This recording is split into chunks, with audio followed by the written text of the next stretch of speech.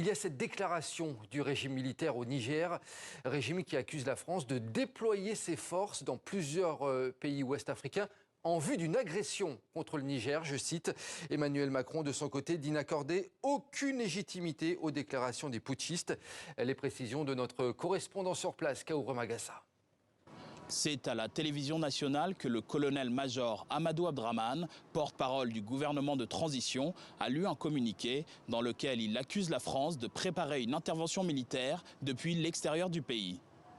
La France continue de déployer ses forces dans plusieurs pays de la CEDEAO, dans le cadre des préparatifs d'une agression contre le Niger qu'elle envisage en collaboration avec cette organisation communautaire. Le 7 septembre 2023, un navire militaire français a accosté à Cotonou avec à son bord du personnel et des moyens militaires. Une centaine de rotations d'avions militaires cargo ayant permis de débarquer d'importantes quantités de matériel et d'équipements de guerre au Sénégal, en Côte d'Ivoire et au Bénin, pour ne citer que cela.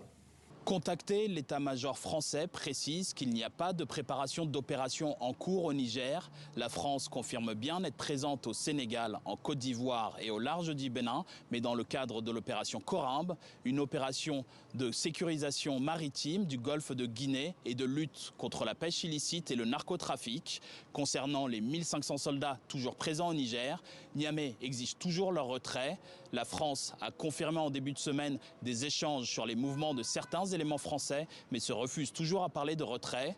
En marge du sommet du G20 ce dimanche, Emmanuel Macron a réaffirmé la position de la France. Il n'y a pas de discussion avec le régime militaire au pouvoir au Niger. Nous ne reconnaissons aucune légitimité aux déclarations des putschistes, puisque le président Bazoum n'a pas renoncé à son pouvoir. Et donc, si nous redéployons quoi que ce soit, je ne le ferai qu'à la demande du président Bazoum et en coordination avec lui. Pas avec des responsables qui aujourd'hui prennent en otage un président.